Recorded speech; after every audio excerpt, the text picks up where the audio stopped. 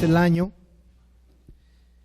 la iglesia tiene planes, tenemos una visión, algunos propósitos que cumplir, establecidos ya, y hemos compartido poco a poco a la iglesia.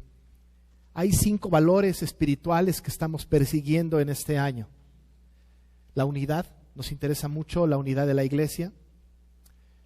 El evangelismo, la iglesia ha sido llamada para hablar de Cristo a otros. Este año hemos de salir mucho más para hacer esta tarea.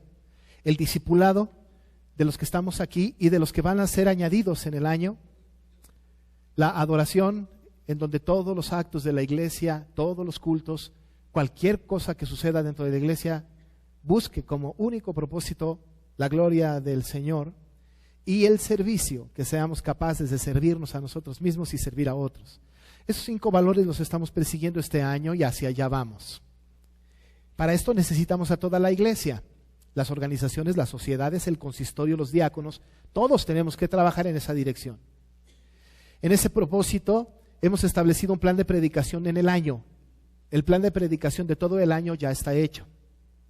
Y hemos dividido en trimestres el año para que cada uno de los valores esté atendido en cada trimestre, de tal manera que en enero, febrero y marzo, lo que resta de enero, febrero y marzo, estaremos haciendo énfasis en el valor de la unidad.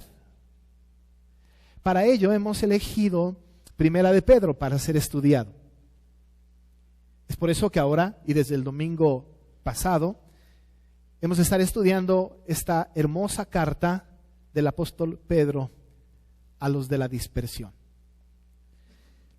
Cuando estábamos pensando en esto, alguien pudo haber pensado, ¿qué tiene que ver la unidad con esto? ¿Por qué no escoger otra cosa? Quizá los salmos, o quizá tener una serie de predicación temática tomando de diferentes partes de la Biblia, donde quiera que una concordancia no se ayude y aparezca la palabra unidad. Pero esto no es la predicación expositiva. La predicación expositiva es la que sigue una enseñanza sistematizada, con cuidado, de un libro de la Biblia. Eso es lo que estamos haciendo. Y escogimos pues Primera de Pedro. La carta del apóstol Pedro, de Primera de Pedro, es una carta que está escrita a una iglesia dispersa. Por allá en el año 64 después de Cristo, cuando en el Imperio Romano era muy fuerte y Nerón estaba como el gobernante, como el emperador, había muchos problemas en Roma en aquel tiempo, muchos problemas. Ya la iglesia estaba dispersa por diferentes partes del mundo conocido en ese tiempo. Desde luego que la iglesia estaba allá, la madre estaba allá en Antioquía, Jerusalén también, en Damasco ya, en Asia también, pero se estaba dispersando por diferentes lados. Las personas estaban yendo, hubo una gran persecución en Jerusalén y la gente tuvo que salir y la iglesia empezó a ir a otras partes. El evangelio se empezó a comunicar y a transmitir de boca en boca. El denuedo de la palabra era para los apóstoles algo importante y el evangelio fue predicado por Pedro y por Pablo a los gentiles. Empezó a llegar a muchas partes el evangelio. Mucha gente empezó a añadirse a la iglesia. El evangelio fue poderoso para atraer a las personas para la salvación y se predicaba a Jesucristo y a Jesucristo resucitado. No hay lugar a duda de que Pedro sabía que había que predicar a este Cristo resucitado, porque este Cristo resucitado lo restauró después de que le negó él 3 veces. Pedro había tenido una relación profunda con el Señor y sabía lo que el Señor quería, porque él era testigo de que el Señor les había dicho que iban a ser testigos en Jerusalén, toda Judea, Samaria y hasta lo último de la tierra. Y cuando nosotros leemos esta carta del apóstol Pedro, cuando está hablando a estas personas que viven en Ponto, Galacia, Capadocia, Asia y Bitinia, viene a nuestra mente que ya va más allá de Jerusalén, toda Judea y Samaria. Y quizá podamos considerar estos poblados o estas regiones como parte del resto del mundo, o el inicio del resto del mundo. La palabra del Señor, pues, estaba cumpliendo su propósito. Y en este año 64, cuando Nerón era el emperador, los cristianos vivían de alguna manera tranquilos. Era una secta judía según ellos, que podían estar en paz, no representaba ningún problema, hasta que hubo un acontecimiento en donde hubo un gran incendio en Roma que casi desaparece, y posiblemente algunos culparon a Nerón, pero también Nerón muy astutamente culpó a los cristianos, este pequeño grupo incipiente de cristianos de aquella época, de esto, y a partir de allá se desencadenó una persecución sin cuartel para los creyentes. Tanto así que cuando eran capturados los creyentes, tenían que ser llevados, torturados, incluso eran llevados al circo romano para ser torturados y muertos. No hay duda de que algunos negaron su fe por temor a ser aniquilados, pero otros tantos no lo negaron, no negaron su fe y fueron muertos como mártires del Evangelio. Vivir en una situación de esta naturaleza era vivir en una situación terrible, pero esto era en el centro de Roma, pero empezó la persecución como una onda expansiva a recorrer cada vez más regiones, más regiones, más regiones, y estos a los que les escribe Pedro vivían lejos, un poco lejos de Roma, pero tarde o temprano les iba a llegar una persecución. Les está diciendo Pedro a estos en el versículo 7, para que sometida a prueba vuestra fe, mucho más preciosa que el oro, el cual aunque perecedero se prueba con fuego, sea hallada en alabanza, gloria, honra, cuando sea manifestado Jesucristo. Va a ser sometida a prueba su fe. Tenían ellos que ser conscientes de esto, pero este pueblo tenía dos problemas. Uno, que estaban avisados de que iba a haber problemas en el futuro, iban a venir lobos rapaces, iban a venir falsos profetas, iba a venir una persecución a muerte y tenían que estar preparados. Pero la otra cosa que para ellos era un factor determinante es que no vivían en casa. Aunque ellos eran, muchos de ellos, ciudadanos quizá de la Palestina, estaban lejos de su región, lejos de su lugar, lejos de su casa. Y vivir lejos de casa es una situación muy difícil. Ahora, yo he vivido lejos de casa, yo he ido a vivir a otras partes que no es el Distrito Federal. Y cuando yo salí del Distrito Federal me fui a otra parte, yo pensaba que lo más hermoso del mundo era el DF. Luego me enteré que sí. Y regresé. Pero cuando viví lejos, cuando estuve lejos, sentí lo que es vivir en un lugar que no es mi tierra. Ahora me querían mucho, me apreciaban, me recibían, pero no era nativo de la región. Ahora, aquellos iban a vivir afuera, y cuando se iban a vivir afuera tenían el problema de que no era su tierra por un lado, y por otro lado había costumbres, había idolatría, había otras cosas a las cuales ellos se tenían que adherir o no, y tenían que mantenerse al margen. Para ellos era muy importante tener un sentido de identidad, porque por ahí viene una persecución y por otro lado no estoy en mi tierra. Eso se parece un poco a nosotros, porque dice la Biblia que nuestra ciudadanía está en los cielos. Somos peregrinos en el mundo.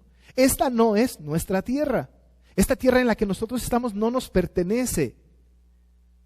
Nuestra ciudadanía está en los cielos. Ahora mismo tenemos nosotros, igual que aquellos cristianos, la amenaza de una persecución, aunque no abierta, pero cada día se va a poner más difícil la situación en el mundo. Y por otro lado vivimos en un lugar en donde la idolatría, todo lo que hay alrededor, el mundo que nos es hostil a nosotros, Satanás gobernándolo, estamos en un lugar muy incómodos. Bueno, pues Pedro, hablándole a estos y hablándonos a nosotros, lectores implícitos, nos habla de esta situación. Va a ser sometida a prueba vuestra fe. Viene una persecución, vienen situaciones difíciles, el pueblo está en conflicto. Pero una de las cosas que quiere dejar muy claras el apóstol Pedro a los creyentes que están en la dispersión es que deben de mantenerse como un pueblo unido. Ese es el tema.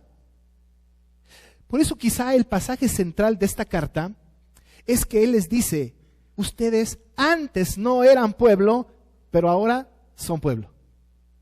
Son linaje escogido, real sacerdocio, nación santa, pueblo adquirido por Dios. Les da un sentido de identidad y aun y cuando ustedes están en un lugar distinto, ajeno, lejos de casa, tienen una persecución, deben entender que antes no eran pueblo, pero ahora son pueblo y deben mantenerse unidos. Porque son linaje escogido, real sacerdocio, nación santa, pueblo adquirido por Dios. Eso le da identidad al creyente. Sin embargo, están en una situación difícil. ¿Qué necesita un pueblo para enfrentar una situación hostil? ¿Qué necesita el pueblo de Dios, aquellos de aquella época, nosotros hoy día, para enfrentar a un mundo ajeno, enemigo a nosotros? ¿Qué necesita un pueblo como este y como el de aquel tiempo para enfrentar al enemigo común que es Satanás? ¿Qué necesita un pueblo que cada vez que ve hacia el futuro no ve nada más que situaciones cada vez peores peores y peores. Que necesita un mundo como hoy, como este en el que vivimos, en que las cosas hacia adelante van en decadencia y la depravación del mundo es cada vez más visible, más palpable y más cercana a nosotros. ¿Qué necesita un mundo así? ¿Qué necesita la iglesia en esta época? ¿Qué necesita la iglesia en esta época? Pues lo que necesita la iglesia y lo que necesitó la iglesia de aquella época eran palabras de esperanza, eran una esperanza. Necesitamos algo por lo cual vivir. Necesitamos algo a qué aferrarnos. La esperanza es algo importante. La esperanza es tan importante que cuando Pedro habla de la esperanza, habla en términos distintos a lo que nosotros entendemos por esperanza. Pero nosotros nos aferramos a una esperanza. La esperanza que nosotros tenemos, la esperanza que enseña la Biblia, no es una esperanza como la que nosotros tenemos humanamente hablando, que es efímera, que es temporal. Nosotros decimos cosas como, por ejemplo, pues espero que ya se acabe, pues espero que ya venga, espero que me alcance, espero que ya se case, espero que ya haya la comida. En fin, tenemos esperas nosotros. Esa esperanza no es la esperanza de la cual habla la Biblia, porque esta esperanza es temporal, efímera. No nos da mucho resultado en la tierra. Pero la esperanza del creyente es la esperanza que está dada en el presente, pero que tiene repercusiones en el futuro. Y nosotros no esperamos porque nos paguen la quincena. Nuestra esperanza está puesta no en las cosas terrenales, nuestra esperanza está puesta en el bienaventurado día en que el Señor Jesucristo venga por nosotros. Nuestra esperanza está puesta en que el día que el Señor nos lleve ante su presencia. Y yo he estado con muchas personas enfermas, letalmente enfermas, ancianos. Y les he preguntado, ¿están listos para ir con el Señor? Y ellos dicen, desde hace mucho tiempo. Porque la única esperanza posible del creyente no está en una salud, no está en un bienestar, está puesta en la experiencia de la vida eterna y la venida de Jesucristo. El apóstol Pablo sabía de esto y a los colosenses les dijo: a causa de la esperanza que os está guardada en los cielos, de la cual ya habéis oído por la palabra verdadera del Evangelio. La esperanza que os está guardada en los cielos. Nuestra esperanza es esta, amado hermano. Nuestra esperanza es la que nos está reservada en el cielo. A algunos les falta muchísimo para llegar al cielo. Otros están muy cerca. Pero todos tenemos la misma esperanza. El creyente vive con esta esperanza. El mismo apóstol Pablo a Tito le dijo: aguardando la esperanza bienaventurada y la manifestación gloriosa de nuestro gran Dios y Salvador Jesucristo. Ahí está puesta la esperanza. No tenemos otra esperanza. Cuando alguien nos pregunta: ¿y tú cuál es tu esperanza? Nuestra esperanza no es casarme ya. Nuestra esperanza no es tener una casa, ni nuestra esperanza es tener una cuenta en el banco. Nuestra esperanza no está en las cosas del mundo. La esperanza del creyente tiene que estar puesta en el día glorioso de la venida de Jesucristo. Ahí está puesta la esperanza del creyente. Y el pueblo de aquella época y nosotros debemos de tener esta esperanza en nuestras vidas. Debemos estar en la espera de que un día el Señor tenga misericordia y venga por nosotros. Ahora le digo más. Yo lo he dicho antes, pero yo espero en el Señor. Yo he orado al Señor, le digo: Señor, yo no me quiero morir. Yo no le tengo miedo a la muerte. Pero yo no me quiero morir porque quiero que venga el Señor Jesús cuando yo esté vivo. Y ver a los muertos en Cristo resucitar ha de ser un espectáculo maravilloso. Y luego ser transformado en un abrir y cerrar de ojos. A eso espero, a eso debe de esperar la iglesia. Y lo que hace Pedro es que les da estas palabras de esperanza a un pueblo que está siendo amenazado de muerte, a un pueblo que está lejos de casa y que necesita recobrar su identidad como pueblo de Dios, porque el pueblo de Dios tiene una esperanza. Y es esta venida del Señor Jesucristo. Esta esperanza no es una esperanza dada por los hombres, no es una esperanza circunstancial por las cosas del mundo, no es una esperanza que el pastor dé, es una esperanza que viene de Dios Padre, de nuestro Señor Jesucristo.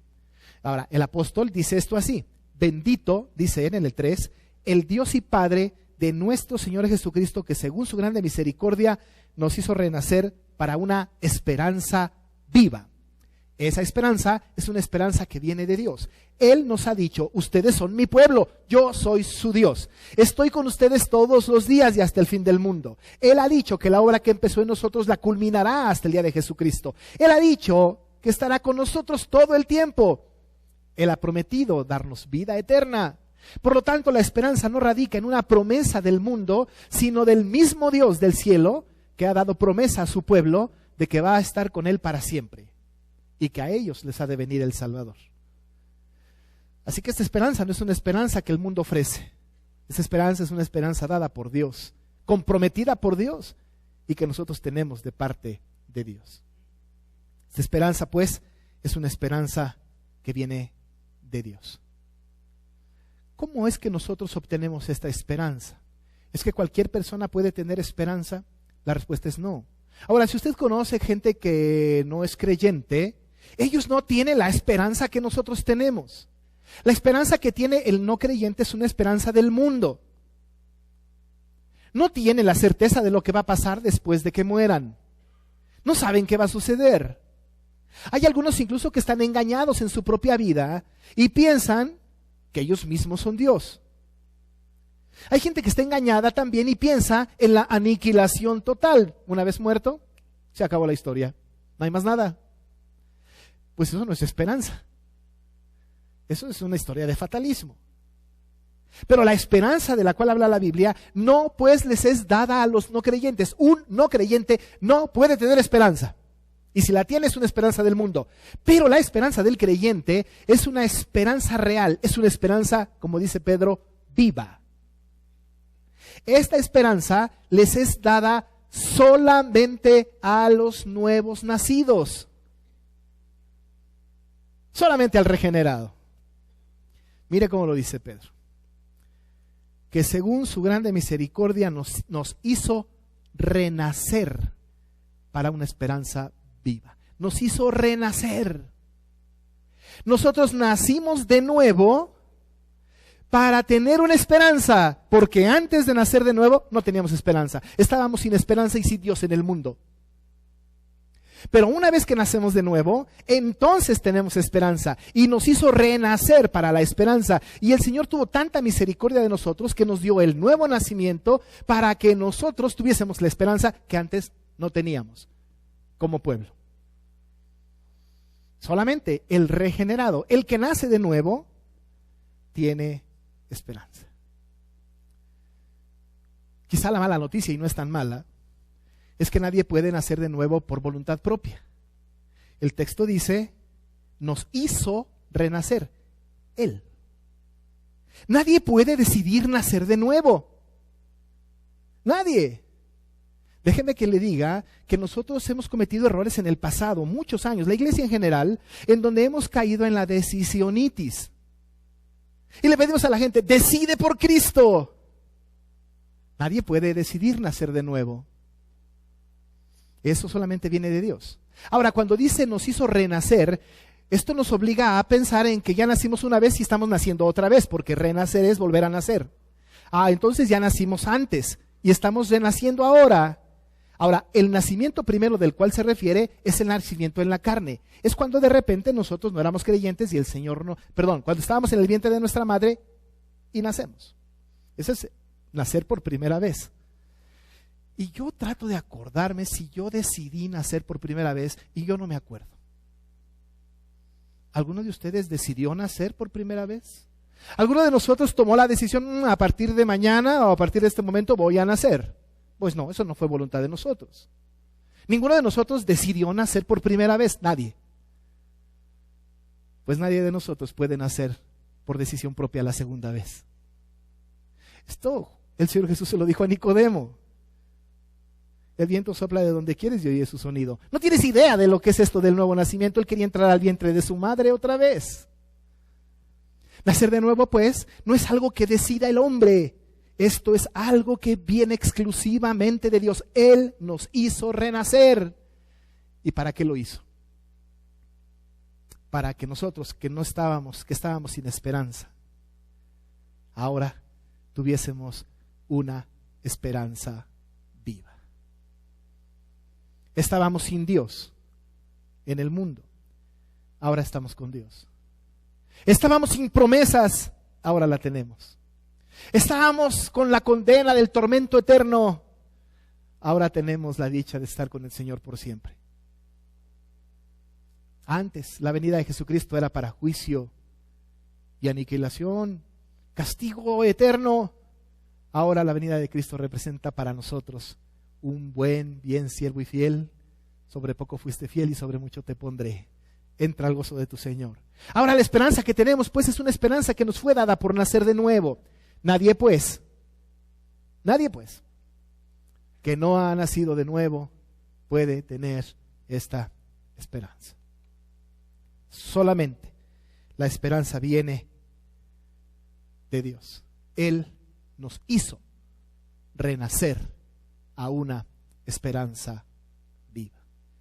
Aún y cuando usted diga, pues dirá usted lo que quiera, pastor, pero yo sí decidí creer en Cristo, pues está bien, no importa. De todas maneras, Cristo lo decidió.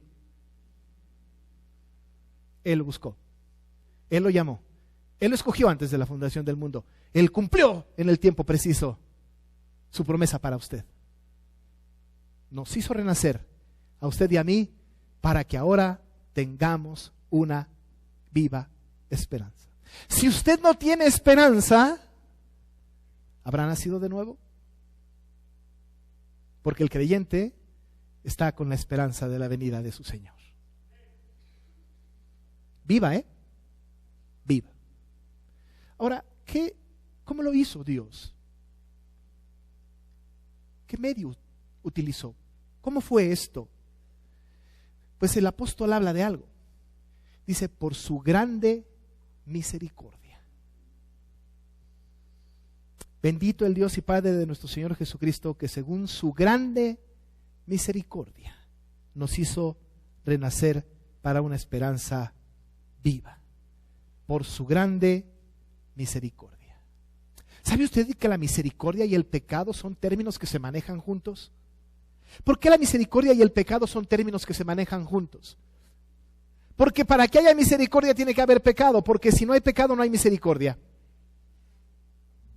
Porque si usted dice, bueno, pues yo no soy pecador, yo no he hecho nada malo, pues entonces que no tengan misericordia de mí porque yo soy perfecto. Misericordia necesitamos los pecadores. Misericordia necesitamos los que tenemos una condena de muerte. Misericordia necesita aquel que sabe que es pecador y que sabe que se va a perder. Por eso David, cuando pecó con Betsabé, oraba al Señor y le decía, ten piedad de mí, oh Dios, conforme a tu misericordia. Conforme a la multitud de tus piedades, borra mis rebeliones. Porque la misericordia va aparejada con el pecado. Porque hay pecado, hay misericordia. Y cualquier persona necesita misericordia para el perdón de sus pecados. Porque la misericordia es el acto maravilloso de Dios que se apiada de nosotros y siendo aún pecadores, Cristo murió por nosotros. Y nos salva. Y nos llama y nos da una identidad como hijos. Por su misericordia. El apóstol Pablo a los Efesios les dijo, pero Dios, que es rico en misericordia, por su gran amor con que nos amó, aun estando nosotros muertos en pecados, nos dio vida juntamente con Cristo.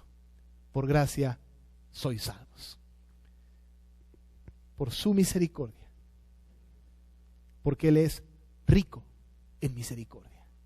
La misericordia va tan aparejada del pecado que cuando nosotros sabemos que debemos o merecemos la muerte por lo que hemos hecho, el Señor nos mantiene vivos. Porque por la misericordia de Dios no hemos sido consumidos.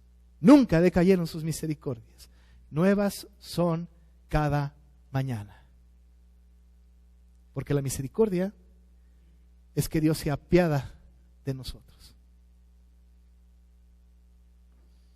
Cuando alguien me viene a contar sus problemas, no siempre, pero en algunas ocasiones, me cuenta todas las tragedias de su vida y les digo, ¿nada más eso? Pues gloria a Dios, porque lo que merecemos es que nos aniquile.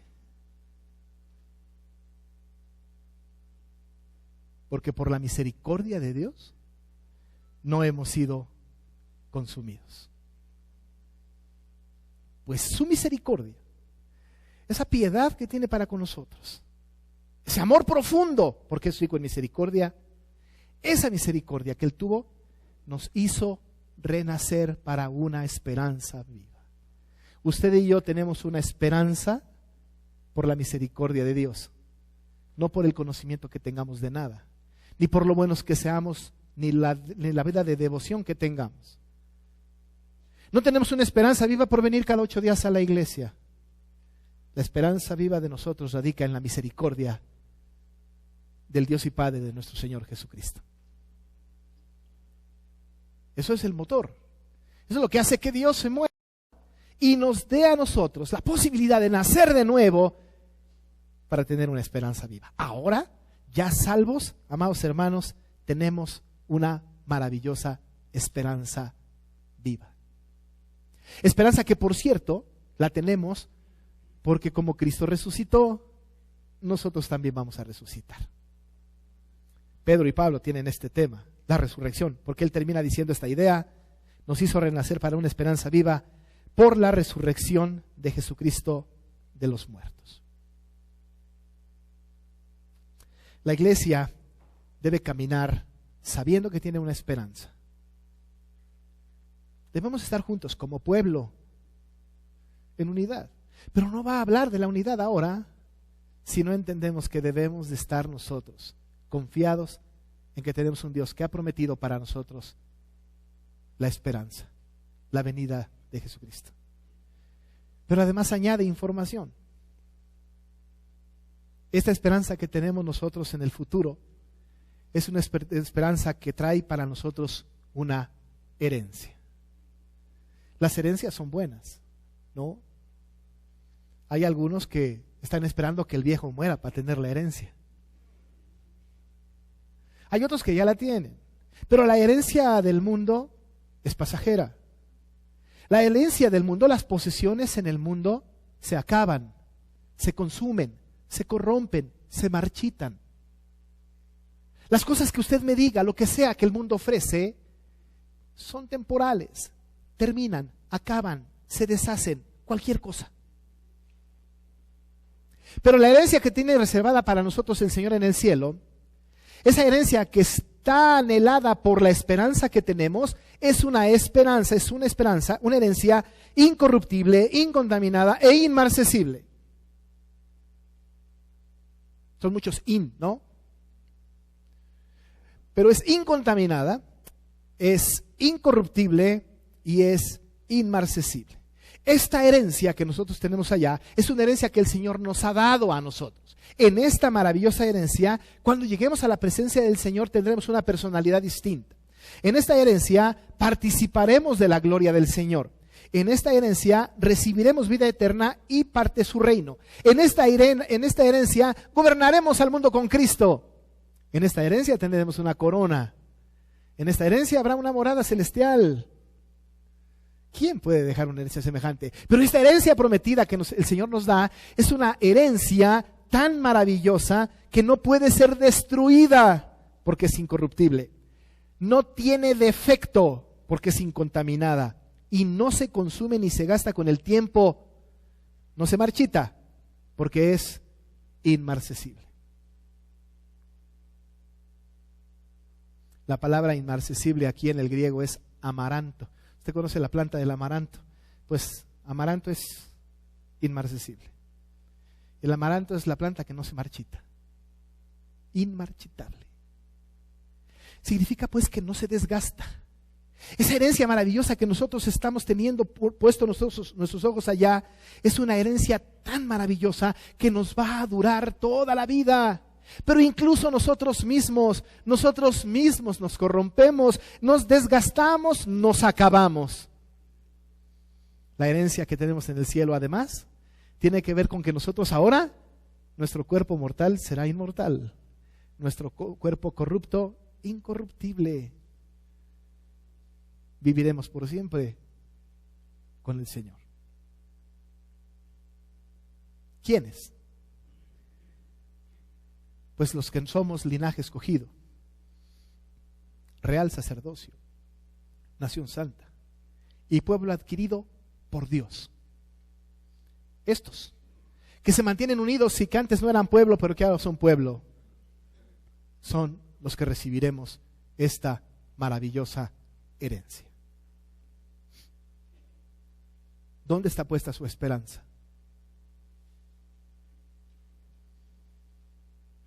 Si su esperanza está puesta en el día del Señor, en el día que el Señor venga, o usted vaya con Él, su herencia, que está reservada para usted en los cielos, será incorruptible, incontaminada e inmarcesible. Amado hermano, ahí está puesta nuestra visión. La unidad de la iglesia es importante.